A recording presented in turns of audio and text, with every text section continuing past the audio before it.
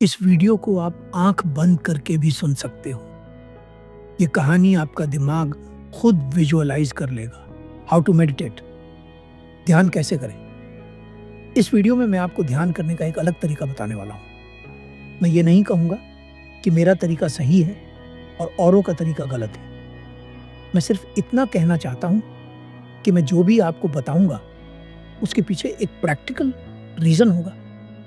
तो इस वीडियो की शुरुआत कुछ सवालों से करते हैं। पहला सवाल, ध्यान क्या है? इसका उत्तर है, ध्यान शब्दों में नहीं बताया जा सकता। ये केवल एक्सपीरियंस किया जा सकता है, अनुभव किया जा सकता है। दूसरा सवाल, ध्यान के क्या फायदे हैं? इसका उत्तर है, ध्यान के फायदे अनलिमिटेड हैं। तीसरा सवाल, ध्यान हमें कब करना चाहिए?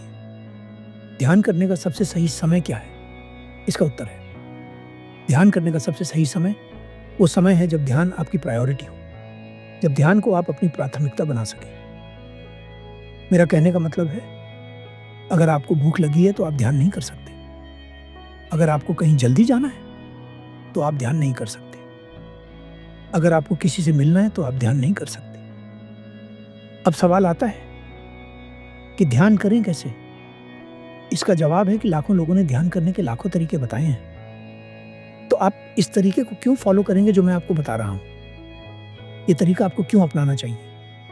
जो लोग ध्यान करते हैं और जो लोग ध्यान शुरू करना चाहते हैं, उनकी सबसे बड़ी समस्या क्या है? उनकी सबसे बड़ी समस्या यह है कि वे ज्यादा देर तक बैठ नहीं पाते।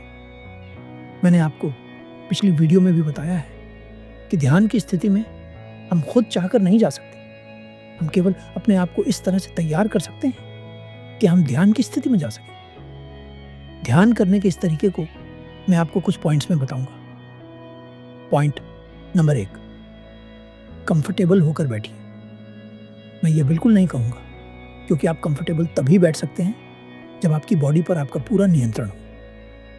ध्यान एक ऐसी प्रक्रिया है जिसमें हमें लंबे समय तक बैठना होता है। तो अगर आप कंफर्टेबल नहीं बैठ सकते तो अपने आप को तैयार कीजिए, अपने आप को इस काबिल बनाइए कि आप लंबे समय तक एक जगह बैठ सकें। अगर नहीं बैठ पा रहे हैं तो अच्छा भोजन खाइए, आपकी बॉडी धीरे धीरे आपके नियंत्रण में आ जाएगी। पॉइंट नंबर पीठ सीधी रखें, अपनी कमर को सीधा रखिए।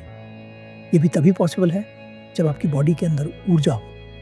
अगर आपके भीतर ऊर्जा ही नहीं है तो आप सीधा बैठ ही नहीं सकते।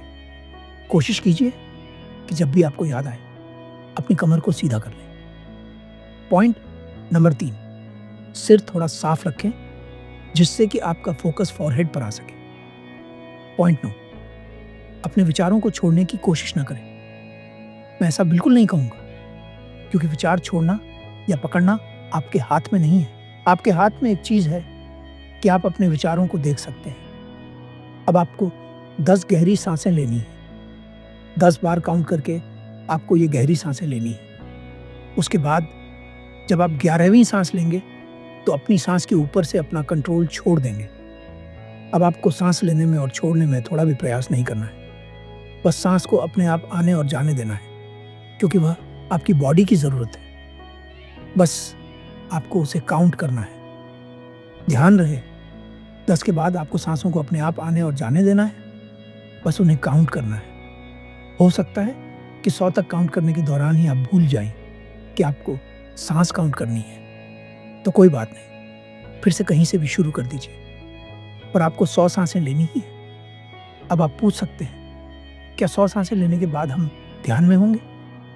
मैं कहूँगा नहीं, लेकिन अगर आप जिस तरह से मैंने बताया है उस तरह से सांस लेते हैं तो 100 सांसों के बाद आप एक ऐसी स्टेट में पहुंच जाएंगे जहां ध्यान अपने आप घटित होगा।